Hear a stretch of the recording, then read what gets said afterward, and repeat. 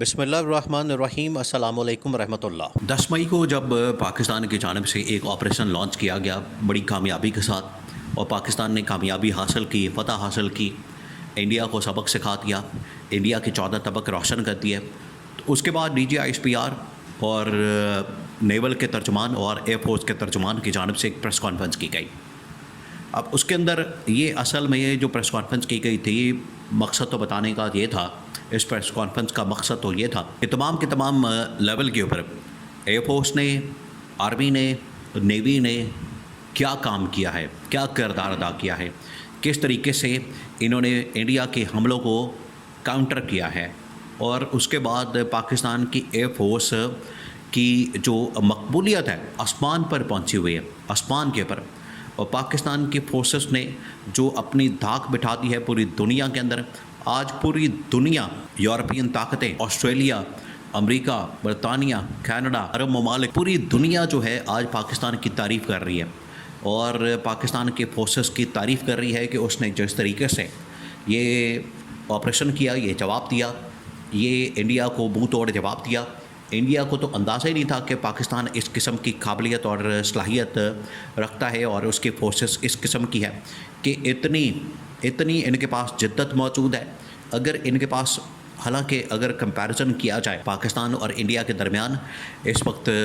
جو جدید ٹیکنالوجی ہے اس کا کمپیریزن کیا جائے تو انڈیا کی ٹیکنالوجی پھر بھی پاکستان سے بہتر ہے، ان کے پاس جو ریسورسز ہیں پاکستان سے بہتر ہیں۔ اس کے باوجود جو پاکستان کی فورسز کے پاس جذبہ ہے، پاکستان کی فورسز کے پاس جو اس وقت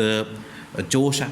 پاکستان کی فورسز کے پاس جو ولولہ وہ ان کے پاس موجود نہیں ہے، وہ ان کے پاس وہ طاقت نہیں ہے۔ آپ اس سے اندازہ کریں کہ جیسے یہ پہلگام کا واقعہ پیش آیا تو اس کے بعد یہ جو ناردرن کمانڈ کا کور کمانڈر ہے اس نے استعفیٰ دے دیا، اس نے لڑنے سے انکار کر دیا۔ سب سے پہلے تو اس کو کہا گیا کہ یہ جو پہلگام واقعہ ہے اس کا سارا کا سارا الزام پاکستان کے اوپر لگا دو۔ تو اس کمانڈر نے، کور کمانڈر نے انکار کر دیا، اس نے کہا کہ یہ پہلگام کا واقعہ ہماری فیلئر ہے، سیکورٹی کا فیلئر ہے، یہ ہماری ناکامی ہے،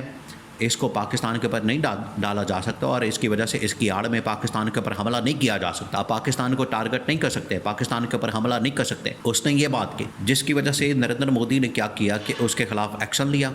اسے استعفیٰ لیا، اس کو جبری ریٹائر کیا، اور وہاں سے اس کی چھٹی کرا دی۔ اس کے بعد سکھوں نے پاکستان کے خلاف لڑنے سے انکار کر دیا، انہوں نے کہا کہ ہم پاکستان کے خلاف نہیں لڑ سکتے۔ اس کے بعد ایئر فورس کے بہت سارے لوگوں نے اس آپریشن کے اندر حصہ لینے سے انکار کر دیا، اور جو میٹنگ ہوتی تھی اس کے اندر تمام کے تمام جو چیف ہوتے تھے، ایئر چیف اور نیول چیف، انہوں نے انکار کر دیا تھا کہ ہم پاکستان کے خلاف لڑائی نہیں لڑ سکتے۔ یہاں سے آپ اندازہ کر سکتے ہیں کہ ان کے ناردرن کمانڈ کا کمانڈر، اس نے سب سے پہلے جرأت دکھائی، اس نے انکار کیا مودی کو۔ اس کے بعد ان کے ایئر چیف، نیول چیف، انہوں نے انکار کیا۔ اب یہ وہ تمام اہم ترین لوگ ہیں، یہ بڑی ٹاپ پوزیشن کے پر انڈیا میں بہت اہم ترین پوزیشن کے پر براجمان، انہوں نے انکار کیا، انہوں نے کہا کہ ہم پاکستان کے ساتھ نہیں لڑیں گے۔ تو پہلی جو وہاں پر سب سے بڑی بغاوت ہوئی فوج کے اندر، پھر اس کے بعد ایئر فورس کے اندر، پھر اس کے بعد نیوی کے اندر، تو یہ پہلا جھٹکا لگا نریندر مودی کو۔ ادھر ہی پاکستان کو ایج حاصل ہو گیا تھا، ادھر ہی پاکستان جو ہے ایک لیول اوپر چلا گیا تھا۔ ابھی تو پاکستان نے حملہ کرنا تھا، ابھی تو پاکستان ان کی شکل دیکھ رہا تھا، پاکستان تو ان کو دیکھ رہا تھا، ابھی تو پاکستان اس کے جواب کو دیکھ رہا تھا کہ یہ کیا حملہ کرتے ہیں، ان کی جانب سے کون سے حملے کیے جاتے ہیں۔ تو انہوں نے میزائل مارے، انہوں نے ڈرون مارے، پھر اس کے بعد یہ پھر جب الٹیمیٹ فیصلہ ہوا، دیکھیں انہوں نے کیا کیا، انڈیا کی جانب سے جو پاکستان کی 3 اہم ترین پوزیشن کو، 3 اہم ترین ایئر بیسز کو جب نشانہ بنایا گیا، جس میں نور خان ایئر بیس اور مرید ایئر بیس، اور اس کے بعد ایک اور ایئر بیس کو نشانہ بنایا گیا، یہ 3 جب شور کوٹ کی ایئر بیس، یہ 3 جب ایئر بیسز کو نشانہ بنایا گیا، اور انڈیا نے وہاں پر کلیم کرنا شروع کیا کہ ہم نے نہ صرف ایئر بیسز کو نشانہ بنایا بلکہ یہاں پر نیوکلیئر اثاثے موجود ہیں، ان کو بھی ہم نے ٹارگٹ کیا۔ دیکھیں یہ بڑا خوفناک پہلو تھا۔ اگر کسی سٹیج کے اوپر یہ نیوکلیئر اثاثے کو ٹارگٹ کیا جائے اور وہ بم پھٹ جاتا پاکستان کے اندر، تو اس کا نقصان پاکستان میں ہونا تھا۔ یہ بڑا خوفناک منصوبہ تھا انڈیا کا کہ پاکستان کے نیوکلیئر ٹارگٹ کو پاکستان میں ہی ٹارگٹ کر کے وہاں پر یہ نقصان پہنچایا جائے اور وہ پاکستان کے خلاف ہی استعمال کیا جائے۔ اس کے بعد پھر پاکستان نے فیصلہ کر لیا تھا کہ اب ہم پھر DGISPR نے صبح 4 بجے آ کے پریس کانفرنس کی مارننگ ٹائم میں، فجر سے پہلے، کہ اب آپ ہمارے رسپانس کا انتظار کریں، ویٹ فار آور رسپانس۔ 3 گھنٹے بعد فجر کی نماز پڑھی گئی اور گھنٹے بعد 5:30 بجے حملہ کر دیا گیا، جس کا نام بنیان المرصوص رکھا گیا آپریشن کا۔ یہ وہ ٹائم تھا، یہ وہ وقت تھا، یہ وہ لمحہ تھا جب پاکستان کے فورسز نے اپنی داغ پوری دنیا کے اندر بٹھا دی، اور DGISPR کی جانب سے کہا گیا تھا کہ جب ہمارا حملہ ہوگا پھر آپ کا میڈیا نہیں بتائے گا، پھر آپ کے میڈیا کی جانب سے یہ خبر نہیں آپ کو ملے گی، بلکہ دنیا آپ کو بتائے گی کہ آپ کے اوپر حملہ ہو گیا ہے، پاکستان نے آپ کے اوپر حملہ کر دیا ہے، پھر دنیا نے بتایا۔ یہ ٹرننگ پوائنٹ تھا اس پورے، اگر کلیش کا ذکر کیا جائے، اس کی بات کی جائے، یہ تاریخ کے اندر، اب یہ ہسٹری کے اندر ایک بہت بڑی جنگ کے طور پر مانی جائے گی جس میں پاکستان نے کامیابی حاصل کی۔ اب اس کو باقاعدہ طور پر